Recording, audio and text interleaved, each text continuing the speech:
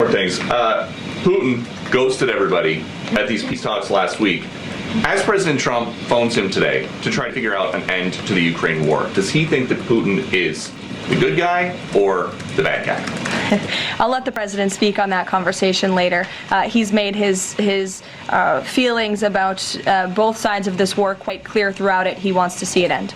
Regardless of the source, Karolin Leavitte doesn't take it well when reporters point out she's not good at her job. Today, several journalists, including those from Fox News, criticized her over multiple Trump scandals. This triggered a full-blown meltdown where she lashed out at the entire press pool. We'll break that down in a moment, but first, if you enjoy our channel, please hit the subscribe button and like the video. It really helps. The press conference was a mess from the start. In one of the most appalling moments, Leavitte mocked Joe Biden following his recent cancer diagnosis. Watch for yourself. Follow up on former President Biden. White House doctors may have missed the early stages of his prostate cancer. So, is President Trump worried about the quality of care that presidents get here?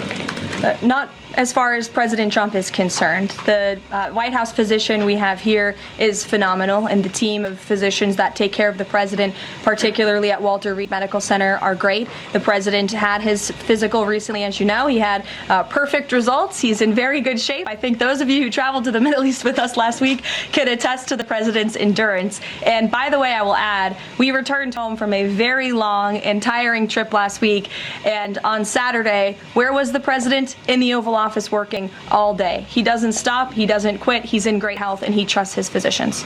Two more things. Some might try to frame Karolin Leavitte's remarks as kind, but her insistence that Donald Trump is in great health feels more concerning than comforting. She also claimed everything was perfect, except the White House, of course. Whether it's her patronizing tone or just her usual style, her comments about Biden's cancer diagnosis felt like adding insult to injury.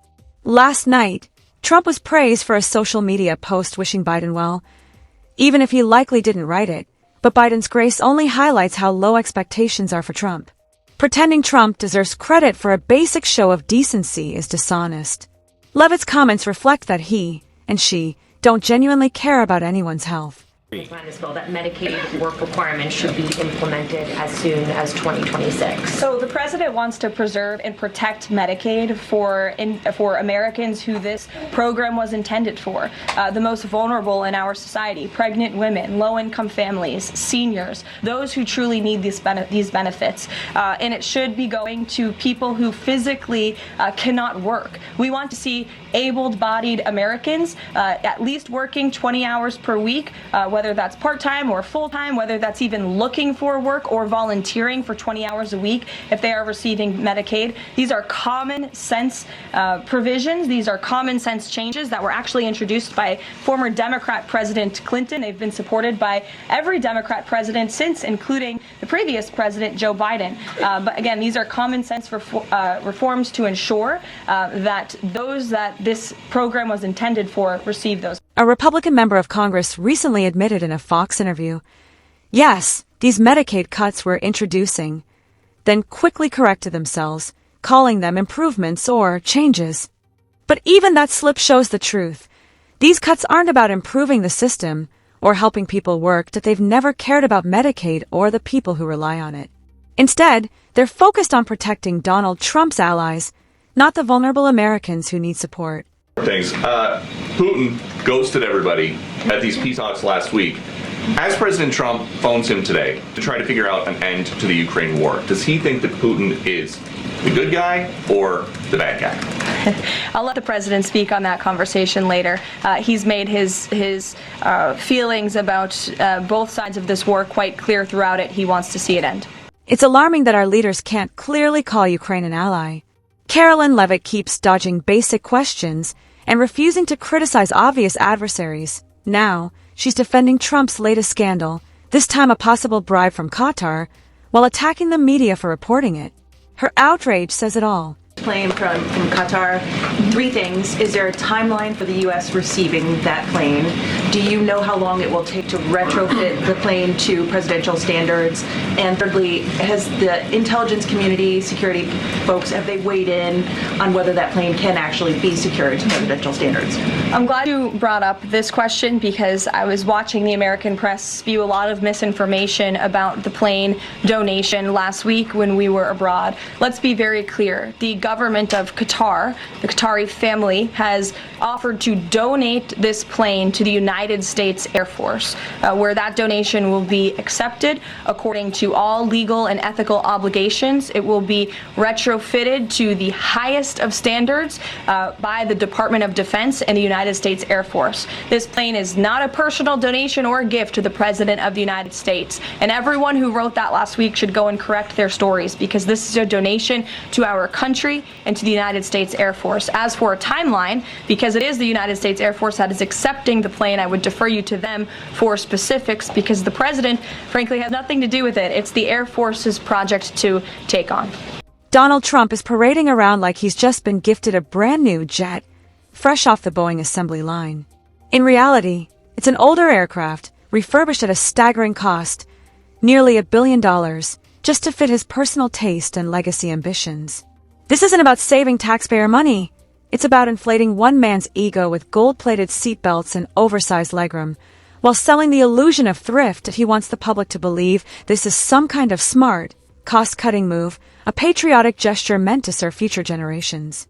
But scratch beneath the surface, and you'll find a spectacle crafted for applause, not accountability.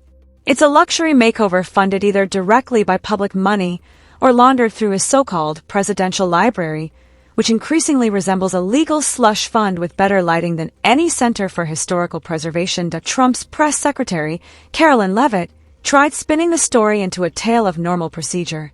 She repeated talking points, claiming this wasn't costing taxpayers extra. But the performance felt strained, almost desperate, like someone trying to explain a lie they barely understand. The more she insisted, the less convincing it sounded at the same time. Trump continues to lash out at critics, from media to CEOs, labeling dissent as disloyalty. When Walmart's CEO voiced concern over tariff policies, Trump treated it like treason. In his world, facts are enemies, loyalty is mandatory, and disagreement is punished. What we're watching isn't just the misuse of public resources. It's a larger pattern of turning politics into performance, criticism into conspiracy, and leadership into branding. This isn't about governance anymore. It's a stage show, and Trump's flying first class, on the public's dime, while we're left on the ground wondering how long the illusion will last. President Trump and his top economic aides have repeatedly said that Americans will not pay the cost of tariffs. In fact, last week, Lutnick said people have to drop the, quote, silly arguments that consumers would pay the cost. But over the weekend, as you know, the president posted that Walmart should eat the tariffs and not charge the value customer anything. I'll be watching, and so will your customers. So does he acknowledge that if companies don't absorb the full cost, Americans will have to pay? Well, first of all, the CEO of Walmart made those comments about the tariffs on an earnings call where CEOs, I believe, are legally obligated to give the most dire warnings and forecasts to their investors and stakeholders. The reality is, as the president has always maintained, Chinese producers will be absorbing the cost of these tariffs. And that is why China was so quick to hustle to the negotiating table with the United States of America. They need our markets, they need our consumers. And I would again point you to the inflation report that came out last week, showing that inflation is declining, in large part because energy prices are dropping across the board in this country because of the president's robust energy agenda that he has taken since January 20th. So the president is committed to ensuring that prices remain low for American consumers, and he maintains the position that foreign countries will absorb these tariffs. What does he mean by "I'll be watching" Walmart? He'll be watching, seeing what they're doing. Jennifer. Ladies, gentlemen, and everyone still clinging to the idea that political spin can rewrite economic reality, buckle up. Because Karolin Leavitte just attempted a defense of Trump's tariff policy so warped, it left a dent in logic itself. In response to the Walmart CEO calling tariffs what they are, taxes on American consumers, Leavitte spun a wild tale. Her argument? He had to say that, as if CEOs suddenly need immunity before telling the truth. Apparently, If he weren't bound by fiduciary duties, he'd have happily echoed Trump's fantasy that tariffs don't cost Americans a cent. Let's be clear. The Walmart CEO wasn't under oath. He wasn't testifying before Congress. He was stating what economists have said forever. Tariffs raise prices. They hurt regular people. They don't magically send China the bill like Trump seems to think. But instead of engaging with this basic truth, Leavitte went full deflection mode, implying that honesty only emerges under pressure, like truth is some rare mineral, and Trump's team are just minors in denial. That's not defending a policy. That's admitting the policy is indefensible. And here's the kicker. If your strongest rebuttal to economic fact is that people only tell the truth when forced to, you've already lost. You're not refuting the criticism, you're proving the entire platform is fiction. It's like Trump's playing Monopoly and pretending the game board is a real GDP chart. Meanwhile, AOC cut through the nonsense with ease, while Leavitte struggled like she was explaining calculus to a caffeinated raccoon. Because let's face it, when your defense implies truth is optional, all you're doing is confirming your guy lies by default. And beyond the circus, real people suffer. Trump keeps selling tariffs as a financial miracle. But Walmart, and nearly every major business, says the same thing. Consumers are paying, not China. Every tariff raises prices at the checkout, nudges inflation upward, and eats into American wallets while Trump's billionaire friends toast their savings on private jets. Somewhere in Mar-a-Lago, Trump's likely pacing, wondering why the fact-checkers won't just go away, while his team flips through dictionaries looking for the word accountability. Because when your policies are built on denial and distraction, even a basic economic truth hits harder than a Secret Service takedown at a protest. Right here. Anyone else wish to be recognized? The gentlelady from New York is recognized for her 3 minutes and an opening statement. Thank you, Mr. Chair. 13.7 million people, 13.7 million Americans will be cut off from their health care and made completely uninsurable by the bill that Republicans are presenting today. You know, there's a lot that I've been hearing, and I've been listening to my Republican counterparts here today and what they've been saying about this bill. And the math is not adding up. They're trying to convince people that they are cutting millions of undocumented people from payroll, from Medicare, acting as though this is what's going to save it. Even if you believe everything that Republicans have said today, they are identifying 1 million, their claim, which I dispute, but if you believe them, their claim is that 1 million undocumented people are on Medicaid. So why are they trying to cut 13.7 million Americans off their health care?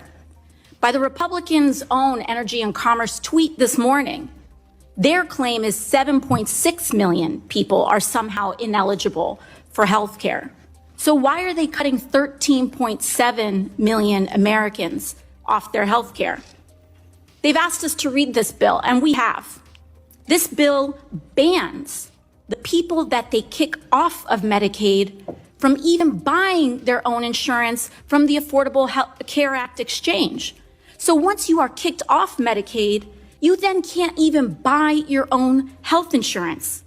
It increases costs for people who they deem eligible and who are low income and forces them to pay even more. And if you have a private insurer, don't worry, you're getting screwed over too, because your healthcare premiums are going to skyrocket from the disaster that is happening from this bill. We've done assessments, because if you live in a rural community, you're going to be hurt too. In New York 23, 25% of people are on Medicaid in this area of upstate New York. Westfield Memorial Hospital will be at risk of closure. UPMC Chautauqua is at risk of closure. Schuyler Hospital at risk of closure. California 23, where 46% of people are on Medicaid. Redlands Community Hospital at risk of closure if this passes. Victor Valley Global Medical Center, Loma Linda University Medical Center, all at risk of closure. Colorado 8, 24% of people in this community are on Medicaid, and Platte Valley Medical Center will be at risk of closure if these cuts pass. Who do you believe? The people who are trying to cut this, not by the way, to cut from quote unquote undeserving people to give to deserving people, but they are cutting these Medicaid care and these Medicaid dollars to pay for tax cuts for Elon Musk and billionaires. So this money isn't even going towards funding better care for people who are eligible. This money is going, and we are cutting money and health care from people and families who are suffering to pay for tax cuts for the rich. It is a crime happening in front of the American public. And folks, we've caught on pretty quickly. Because once you hear Karolin Leavitte speak, you don't need a fact checker. You just need functioning ears. The way she calmly delivers misinformation, all smiles and perfectly rehearsed tone, it's like someone telling you the sky is green and acting shocked when you look out the window and see blue. But on this show, we don't let that slide. We roast the lies, flip them inside out, and serve them back with a side of sarcasm and a dash of side-eye. Because if you're going to stand in front of cameras and treat Trump's words like scripture while ignoring the evidence piled high behind him, then someone needs to remind you, this ain't gospel. It's campaign fiction with Sharpie-eyed footnotes. Sometimes I go beyond the news. I feel like I'm hosting a one-man intervention for voters lost in the fog of spin. Because Karolin isn't just misleading people. She's weaponizing confusion like it's page one of the GOP playbook right under the chapter titled, How to Lie Without Actually Getting Indicted. Call me the unofficial anti-press secretary. I'm the one telling you what they won't, while Leavitte's out there performing like she's up for a role in some alternate universe where truth is optional. And if she wants to rewrite history mid-sentence, I'll be the one holding up the mirror, cracks and all. Because here's the thing, when your job is supposed to be about transparency, but you spend every waking moment covering up, something's broken. Either the role changed, or the person in it did it. So if you're still with me, hit that subscribe button, drop a like, and if you made it this far, throw a blue heart in the comments like you're texting your ex and hoping they regret everything. Because when your press secretary spends more time defending lies than delivering truths, we've officially entered uncharted territory. And I'll be here, spotlight on, mic in hand, breaking the illusion like a bad Zoom filter midstream. Until next time, keep laughing, keep questioning, and above all, keep holding these clowns accountable, because when truth hits harder than a Secret Service checkpoint, you've already won, even if they'll never admit it.